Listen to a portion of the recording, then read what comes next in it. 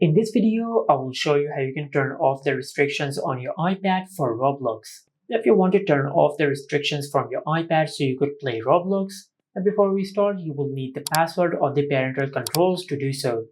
Now, after you get the password of the parental controls of your iPad, then just go to Settings, and under Settings, just scroll down and tap on Screen Time. Under the Screen Time settings, just tap on Content and Privacy Restrictions. Now over here, just tap on App Store, Media, Web, and Games. Then tap on Apps. Now in front of the age rating, just tap on the age rating.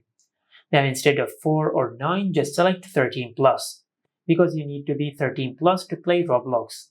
Now after you select 13 plus, then just check if your issue has been fixed or not. If your issue is still not fixed, then just go back. And under the Content and Privacy Restrictions, just disable Content and Privacy Restrictions. And after you disable this toggle, you will turn off all the parental control settings from your iPad. And after you do that, you will turn off all the restrictions from your iPad and you will be able to play Roblox. But for example, if the restrictions are still available on your iPad, then just perform a force restart on your iPad and this will fix any minor glitches in the software. Now to do that, just press and release the volume up button and the volume down button.